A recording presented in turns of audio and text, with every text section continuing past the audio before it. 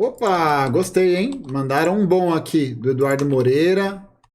Assim, de uma maneira ultra simplificada, tá? Ultra simplificada, o governo tem que arrecadar para poder gastar, não é isso? Sim. E ele arrecada de várias maneiras. Ele tem os impostos, Peraí. ele tem, por exemplo, as empresas estatais que têm os seus resultados, né? E esses resultados o governo pode usar, mesmo se for uma empresa de capital misto, de economia mista, como a Petrobras, né? Quando a empresa distribui dividendos, um pedaço vai para o governo tem taxas que ele cobra das pessoas, tem tudo isso, né? Antes de fazer esse quadro aqui, deixa eu só mostrar duas coisinhas para vocês, ver se isso aqui está atrapalhando. Se tiver, eu chego para trás aqui. Só mostrar. Não, calma, gente. A produção pode ficar tranquila, que está tudo sob controle aqui. Aqui está mostrar para vocês uns gráficos, só para a gente mostrar dado oficial do governo. Porque isso aqui é um relatório oficial. Isso aqui é um relatório oficial da Receita Federal de 2017. O que eu quero mostrar para vocês? Do que o governo arrecada, com estados, Se ele riscar a tela, ele vai ser simplesmente gigantesco. municípios e governo federal. Está aqui. Lá em 2016 era 2 tri, depois em 2017, 2 tri 127. Já aumentou bastante isso, mas só para as proporções não variaram tanto. O quanto do que o governo recebe de dinheiro vem do imposto sobre a renda. Imposto sobre a renda pega mais pobre ou rico? Pobre. Rico. Errei. Porque o pobre está na menor alíquota de imposto de renda e está muito na informalidade. Certo. O rico é onde você poderia pegar o imposto sobre a renda do cara, dividendos, etc. No Brasil, isso representa, cadê o imposto sobre a renda? Menos de 20% da arrecadação total. No mundo, isso é mais de 1/3. A média é de 1/3 para cima. Então, enquanto no mundo isso é mais de 33%, no Brasil é 19%. Imposto sobre bens e serviços, sobre propriedade, que o mundo usa também. É o IPTU, é o IPVA, é o imposto no jatinho, que no Brasil é 0, é o imposto na lancha também, que no Brasil é 0. É esse imposto que pega o rico naquilo que ele tem imobilizado, que a gente chama. No Brasil, a média é 4,58% do total. No mundo também é bem acima disso. Aí você vem no imposto que pega o pobre. Bens e serviços. O imposto de bens e serviços, o que ele é? É onde você gasta. É o imposto que tem dentro do arroz, da lata de óleo, que não é mais lata, é garrafa. É o imposto que tem quando você, enfim, sobe ali no ônibus, tem que pagar ali dentro o imposto. Quando você põe gasolina, que tem o imposto sobre bens e serviços. E por que ele pega o pobre? Tudo que o pobre ganha, ele gasta. Tudo que o pobre ganha, ele gasta. Então ele paga na veia isso aqui. O rico, e rico que a gente fala é muito rico, ele não gasta tudo que ele ganha. Ele poupa um pedaço do que ele ganha e guarda essa informação que a gente já vai usar. Mas o pobre que gasta tudo que ele ganha, ele é o cara que paga principalmente esse imposto. E esse imposto, que é o que pega no pobre, ele é quase 50% da arrecadação que o governo tem com os impostos. E faz todo sentido isso, né, gente? Ainda mais pensando que os itens de cesta básica ou de higiene básica, ou itens, mercadorias comuns, né? É o que todo mundo precisa ter acesso. Faz sentido isso circular mais ativamente dentro desse modelo de tributação, né? Não sentido porque é bom, né? Mas, enfim, por isso que pega mais o pobre, isso que eu quero dizer. Vamos ver como é que se compara com o mundo? Põe o próximo gráfico, por favor. Próximo slide. Aqui, carga tributária sobre renda, lucro, o imposto sobre os ricos. O Brasil comparado com os países da OCDE, em 2016, que é o último relatório que o governo tinha feito quando fazia direito, depois que entrou o Temer, eles esconderam esse relatório. Isso é oficial. Tá? Caralho. Olha o Brasil no gráfico. Imposto sobre rico. Quanto que cobra de alíquota? Você não está vendo, porque tem que olhar lá para baixo. É esse aqui, ó. Pô, eu tava procurando mesmo. É esse aqui. O Brasil é esse aqui. Quer ver agora o imposto sobre o pobre, que é aquele de bens e serviços? Bota o próximo gráfico. Opa, vou ter que levantar de novo agora. Imposto sobre pobre é esse aqui, em relação aos outros países. Então não é que o Brasil paga muito imposto ou pouco imposto. Quem paga muito? Quem paga pouco? Como é que funciona essa máquina? Não, o Eduardo fala bem pra cacete, o cara fala muito bem. É um ótimo orador. Só para vocês terem mais um caso assim, esse é anedotal, mas é porque ele é muito importante. Nessa tabela, esse relatório é espetacular. Nessa tabela, põe a tabela aqui. Ele mostra um por um, todos os impostos. Isso aqui vai para baixo, várias páginas, todos os impostos que são pagos. Né? O total, a gente viu, vou tirar um pouco o fone, 2 trilhões gente. 127, lá em 2017, E eu trouxe um para mostrar para vocês, o pessoal que discute MST, não sei o quê. Todas as terras do Brasil, na mão desses latifundiários, desses fazendeiros, etc., todas juntas, pagam por ano pouco mais. Cadê? Aqui, imposto territorial rural. Aqui, ó. 1 bilhão. 1 bilhão e 200. O agronegócio não paga nada de alíquota tributária. Nada. Paga acho que 2%. Paga 2% de alíquota tributária. Acho que num dos pontos do programa do arcabouço fiscal, a mudança era de 2% para 4%, acho, da contribuição da alíquota geral. Ia subir o de serviços e diminuir da indústria. Ia aumentar do agronegócio. Ia aumentar tipo 2%, 3%. Resultado disso, o Lula não foi convidado para AgriShow e o Bolsonaro foi. Não é? Como o agronegócio é realmente uma turma progressista, é uma galera com a cabeça boa. De um total de 2 trilhões, 127 bilhões. Fora que Lei Candir não paga, que é a lei que foi aprovada nos anos 90, é a lei que estabeleceu que produtos do agronegócio in natura não pagam tributação e ICMS. E lembrar aí para todo mundo que a soja que o Brasil exporta em quantidades monumentais é in natura. O que prejudica a arrecadação tributária dos estados, o que prejudica a reinserção do dinheiro nas dinâmicas político-econômicas do estado. 1 trilhão vem de todas as terras do Brasil somadas. É como se o seguinte, do 2 trilhões 127, sem ela seria 2 trilhões 126. Não pagam nada, meu irmão. Zero. Eu já falei, eu tenho um sítio aqui perto de São Paulo, 120 mil metros quadrados o meu sítio tem. Eu pago R$250 por ano. Nossa, que absurdo, velho. Mano, R$250 por ano não é nada. Limpo! Por ano, não é por mês, que já seria baixo. As terras do Juscelino estão aí nesse número, né? As terras do Juscelino estão aqui. As terras dos donos das emissoras de rádio e de televisão estão aqui. Só São Paulo paga por... E tem gente que fala que o capitalismo brasileiro não se desenvolveu, que a gente não tem burguesia, que não foram bons capitalistas que desenvolveram o Brasil. Gente, esses são os capitalistas do Brasil, entendeu? A classe capitalista brasileira é a classe do agronegócio. Uma classe que está intimamente ligada tanto com o processo produtivo do agro, né, da agricultura, mas que tem setores do maquinário industrial e do mercado financeiro. Tem gente que fala isso, que o Brasil não desenvolveu o capitalismo. O capitalismo brasileiro não é bem desenvolvido. Esse é o problema, né? O capitalismo brasileiro não é bem desenvolvido, esse é o problema. A gente tem que conseguir desenvolver um estágio de forças econômicas para o capitalismo, né? Um lance meio etapista, né? É isso. Por mês, um IPTU parecido com isso, só a cidade de São Paulo, não o estado, não a cidade. Olha, vamos ver IPTU. Põe aqui, próxima, agora... O próprio esquema latifundiário, o plantation, tudo isso faz parte do capitalismo brasileiro, que é um capitalismo dependente, um capitalismo do terceiro mundo, né? É o capitalismo que tem como função central produzir insumos para o capitalismo central, para os países do eixo central do capitalismo. Esse é o capitalismo brasileiro, entendeu? O capitalismo ele não é uma forma homogênea de desenvolvimento. É claro que a periferia ia se desenvolver de um jeito diferente. A periferia tem uma outra função em relação ao centro. Sim, aquela próxima menorzinha. O IPTU, tá aqui, ó. O IPTU. Mas isso não é reflexo do pensamento de Marx, que era necessário uma real revolução burguesa para depois uma revolução socialista? Não. Porque isso é etapismo, né? O Marx diz que existe a propensão de maior ocorrência de uma revolução socialista, onde o proletariado está mais inserido como classe e pode se mobilizar a partir disso. Mas o próprio caso russo é um caso de exceção. A Rússia não era um país proletarizado. Era um país campesino, um país agrário, né?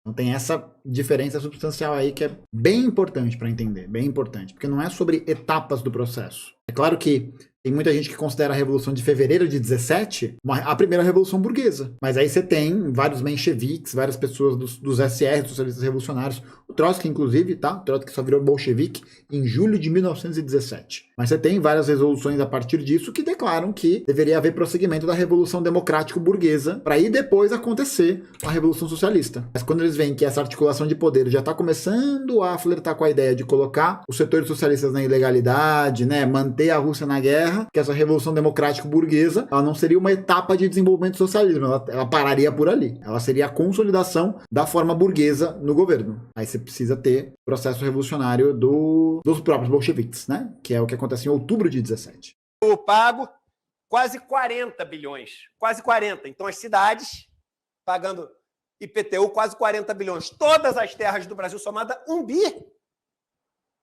1 bi. E como o IPTU é regressivo, né? E você acha que o problema do Brasil é o MST?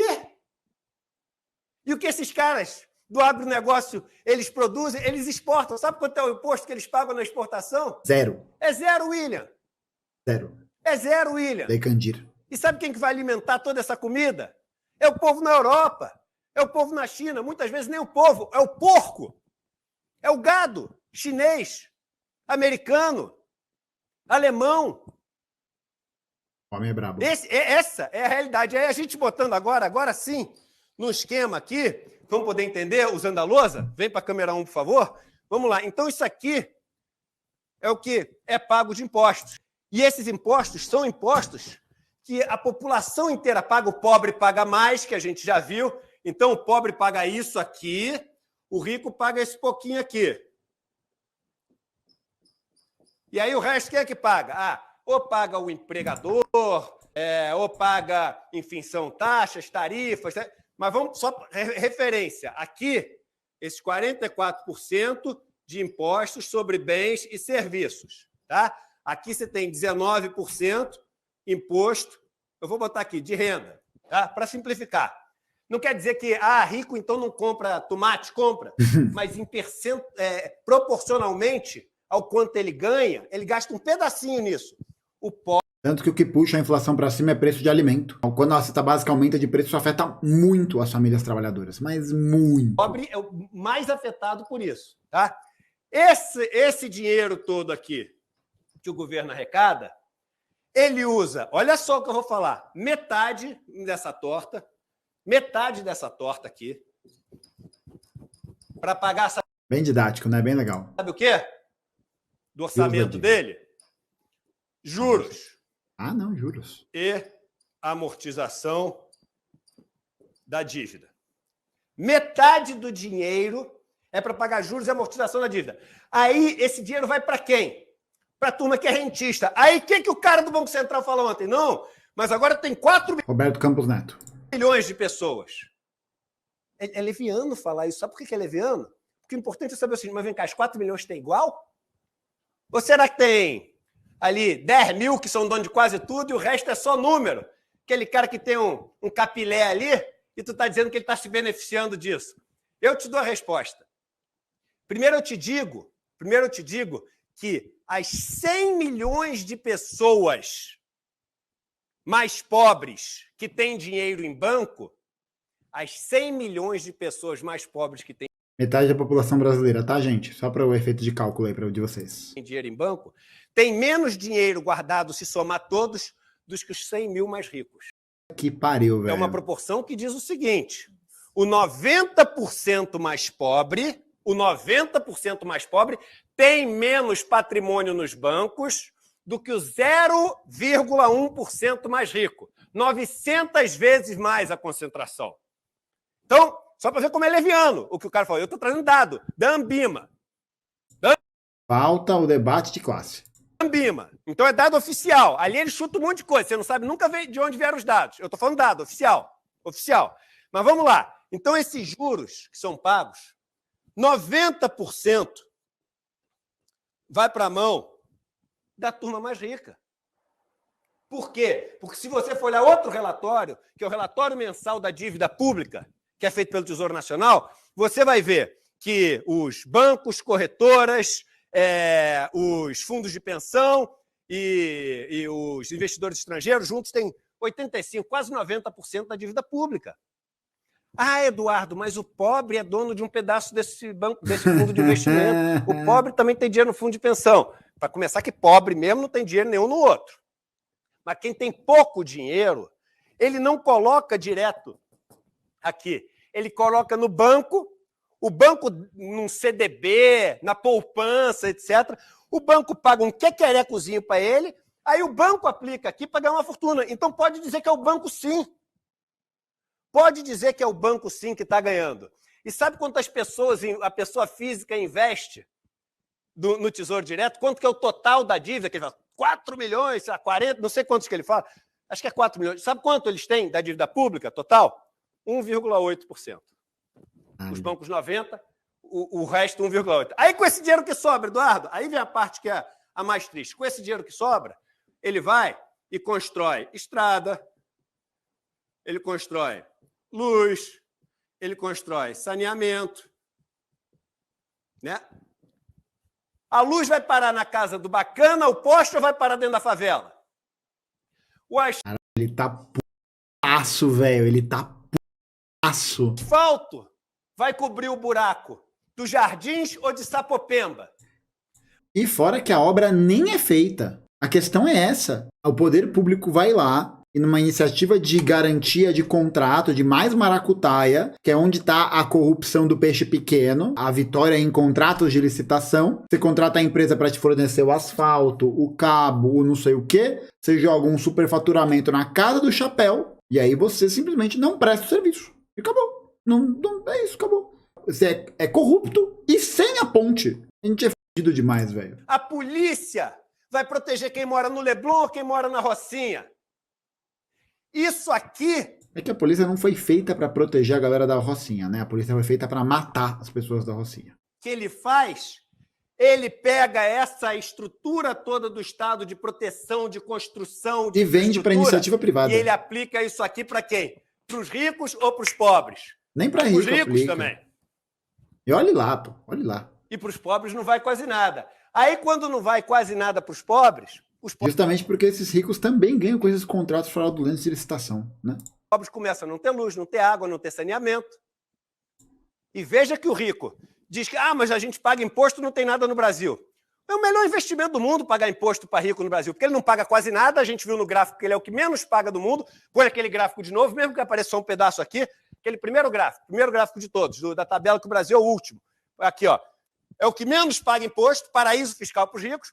O pouco imposto que ele paga volta com o pagamento de uns juros gigante, volta com uma infraestrutura que é toda montada para ele, de estrada, de portos, de luz, de segurança, de tudo isso que não é voltada para os pobres. Ele nem usa, né? O rico nem usa esse serviço público, ele vai usar um serviço privatizado.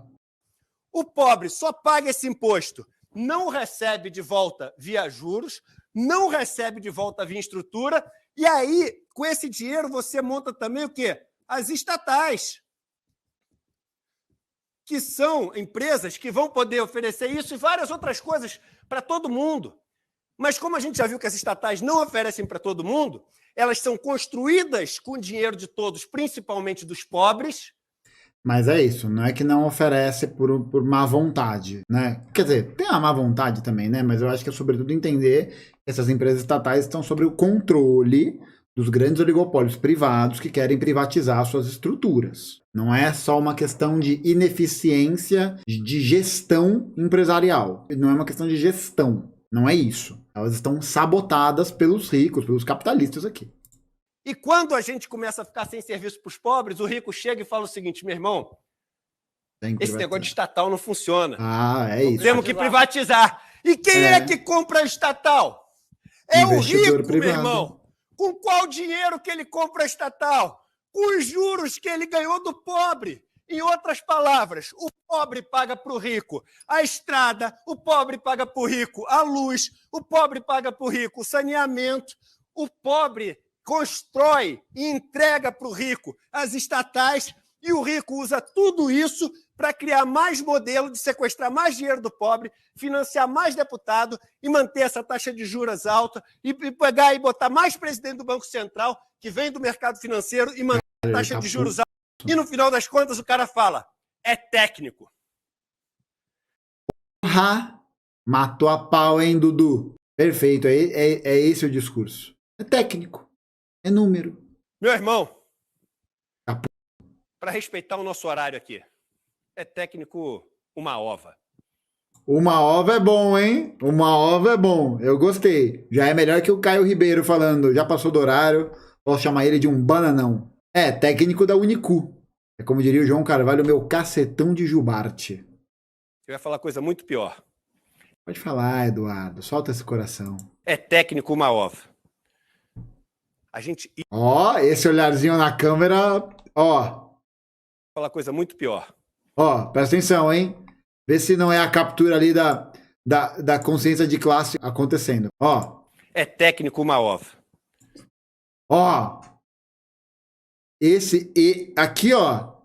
Essa bravura aqui, ó. Vamos fazer uma análise metaforando aqui. Esse é o A33, gente. O A33 tá com cara de bravo. A bochecha dele aqui, o B12, ela tá levemente erguida. O que indica, e é só isso que indica, não foi o tom de voz, nem o tema, nem os hieróglifos que ele escreveu aqui na lousa do lado, que ele tá puto. Isso aqui é o maior problema do país. Bateu na lousa. Isso aqui não tem arcabouço. Não... E o Paulo Ramos concordava comigo, hein? Ó, Eduardo full pistola.